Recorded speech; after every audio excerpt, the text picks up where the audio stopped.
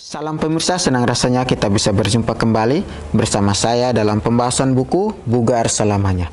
Buku ini ditulis oleh Dr. Kai Kusma, yang dimana buku ini menyuguhkan kepada kita perubahan pola hidup yang akan menambah umur dalam hidup Anda dan menambah semangat tahun-tahun Anda, kekuatan harian untuk merangkul kebugaran fisik, mental, dan spiritual, motivasi, inspirasi, dan dorongan, kisah kemenangan, dan wawasan menarik tentang manusia dan penciptanya. Pada saat ini kita akan masuk dalam pembahasannya dengan judul Dari Babak Belur Menjadi Diberkati. Ayat intinya terdapat dalam Galatia 2 ayat 20. Namun aku hidup, tetapi bukan lagi aku sendiri yang hidup, melainkan Kristus yang hidup di dalam aku. Dan hidupku yang kuhidupi sekarang di dalam daging adalah hidup oleh iman dalam Anak Tuhan yang telah mengasihi aku dan menyerahkan dirinya untuk aku.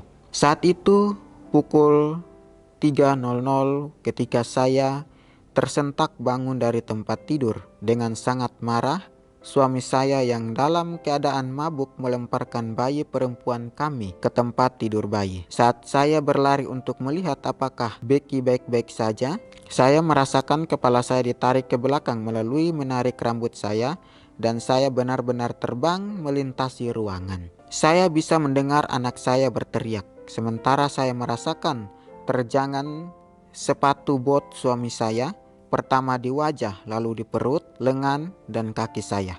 Sampai rasa sakitnya begitu hebat sehingga saya tidak bisa lagi mendeteksi di bagian tubuh mana saja yang dipukul. Saya mendengar seseorang menelpon. Itu pasti membuatnya sedikit sadar karena dengan satu tendangan lagi dari sepatu botnya, dia kemudian menghilang. Saya tidak bergeser dari posisi saya di lantai ketika saya mendengar pintu belakang dibanting dan mobilnya melaju jauh. Rasanya saya ingin mati saja di lantai, tetapi putri saya membutuhkan saya. Saya tahu saya harus keluar dari rumah sebelum suami saya kembali. Puji Tuhan, pelajaran kita pada hari ini dari judulnya sudah dikatakan bahwa dari babak belur menjadi diberkati. Ayat intinya juga sangat menguatkan kepada kita bahwa namun aku hidup, tetapi bukan lagi aku sendiri yang hidup, melainkan Kristus yang hidup di dalam aku. Dan hidupku yang kuhidupi sekarang di dalam daging adalah hidup oleh iman dalam Anak Tuhan yang telah mengasihi aku dan menyerahkan dirinya untuk aku.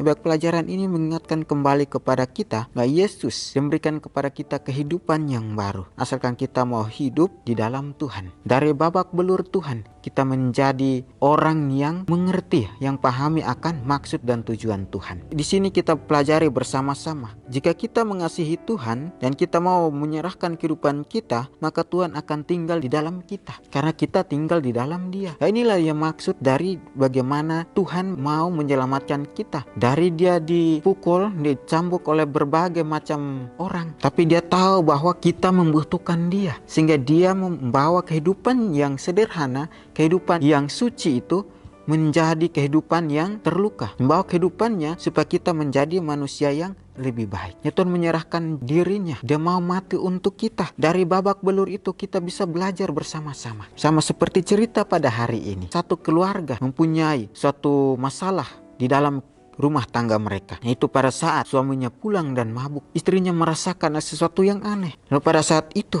suaminya melemparkan anak perempuannya ke tempat tidurnya. Ketika istrinya mau untuk menengok atau menjenguk anak itu, maka si suami ini menarik dia dari belakang, lalu mendapatkan pukulan, lemparan, dan sebagainya. Di sini dikatakan kepada kita bahwa saya mendengar seorang menelpon. Itu pasti membuatnya sedikit sadar, karena dengan satu tendangan lagi dari sepatu botnya, dia kemudian menghilang. Dia merasa bahwa dia mau mati pada lantai itu, tapi dia katakan bahwa tidak, anak perempuan saya membutuhkan saya. Untuk itu dia bangkit lagi untuk menjenguk anaknya itu. Tapi di sini dia katakan bahwa dia harus keluar dari rumah sebelum suaminya kembali. Terkadang di dalam kehidupan kita banyak sekali masalah atau pencobaan yang kita hadapi, tapi biar kita menghadapi itu bersama dengan Tuhan. Nah, ketika cerita ini dibagikan kepada kita, ya kita orang-orang benar mestinya kita sudah tahu bagaimana kasih Tuhan terhadap kita. Kita orang-orang percaya sudah pahami, sudah mengerti maksud dan tujuannya. Ya, cerita ini sama seperti kehidupan Kristus yang hidupnya suci, yang menjadi raja. Akhirnya dia turun ke dunia ini. Dia mau mengorbankan dirinya karena dia tahu bahwa kita membutuhkan Tuhan, maka dia mengorbankan kehidupannya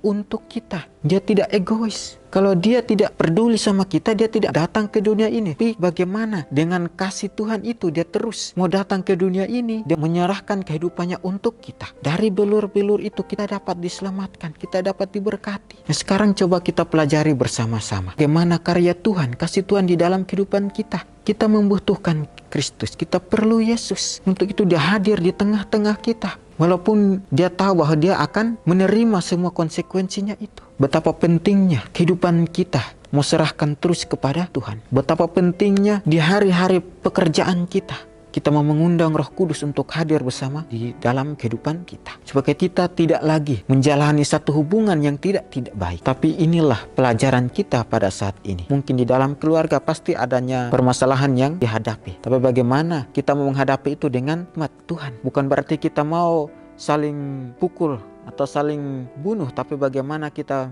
membutuhkan iman yang kuat supaya kita dapat mengatasi masalah ini dengan baik. Iman Kristus tidak akan goyah ketika dia menghadapi semua ini. Ya, kalau kita lihat secara manusia di dunia ini, misalnya kita punya raja, kita punya presiden, kita melihat bahwa mereka enak-enak saja, kita terbebani. Tapi Tuhan kita, dia sudah menjadi raja. Tapi dia datang ke dunia ini hanya untuk membebaskan kita dari dosa-dosa kita. Di sini katakan kepada kita bahwa tiba-tiba saya mendengar pintu belakang ditutup. Berpikir dia sudah kembali, saya panik. Tetapi kaki saya menolak untuk bergerak. Lalu ketakutan saya berubah menjadi air mata ketika melihat adik saya, Linda, berdiri di sana dengan jubah tidur dan sendalnya. Tuhan telah membangunkannya dan membuatnya dikesankan untuk memeriksa keadaan saya. Sebuah keajaiban. Cukup luar biasa pelajaran kita. Di saat kita memerlukan bantuan, walaupun kita tidak terpikirkan, tapi Tuhan akan memberikan kepada kita seorang penolong. Entah itu saudara kita, entah itu orang tua kita, atau tetangga-tetangga kita. Ini satu keajaiban Tuhan yang berikan di dalam kehidupan kita. Sama juga seperti kehidupan kita umat-umat Tuhan yang di akhir zaman ini. Nah, kita membutuhkan Tuhan. Tuhan ada di dalam kehidupan kita. Roh Kudus yang menggerakkan kehidupan kita. Biar kita juga mau menerima akan semua itu sebagai cinta kita kepada Tuhan. Jadi sini katakan juga kembali lagi kepada kita bahwa Tuhan telah membangunkannya dan membuatnya dikesankan untuk memeriksa keadaan saya. Sebuah keajaiban. Ketika kita sedang di dalam penderitaan, di dalam penganiayaan sekalipun, di dalam krisis sekalipun, Tuhan akan mengajarkan kepada kita. Tuhan akan membantu kita. Ya, mungkin Tuhan tidak membantu kita secara otomatis, tapi Dia akan memberikan kita pertolongan melalui tetangga-tetangga kita, melalui keluarga kita, orang tua atau saudara-saudara kita. Sini katakan juga kepada kita bahwa pertama-tama melirik ke arah saya dan kemudian ke kamar, dia menangis. Ini sudah cukup. Dia berjalan menuju telepon, membuat pemesan tiket, dan kemudian menelpon orang tua kami di Texas untuk mengatakan kami akan berangkat dengan pesawat berikutnya. Dan itulah bagaimana saya melarikan diri dari pria yang hampir menghancurkan saya.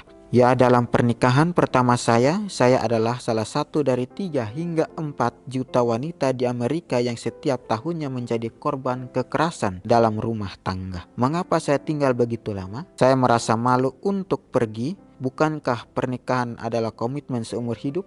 Dan saya mempercayai kebohongannya bahwa itu adalah kesalahan saya.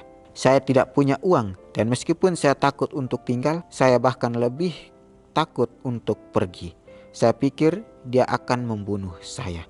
Baik, pelajaran kembali lagi di dalam rumah tangga kita, berhubungan suami istri dalam sebuah pernikahan. Di sini sudah jelaskan kepada kita bahwa ya, dalam pernikahan pertama saya adalah salah satu dari 3 hingga 4 juta wanita di Amerika yang setiap tahunnya menjadi korban kekerasan dalam rumah tangga. Tapi kenapa dia memilih tinggal begitu lama? Karena di dalam pernikahan itu pasti adanya sebuah masalah, sebuah penderitaan.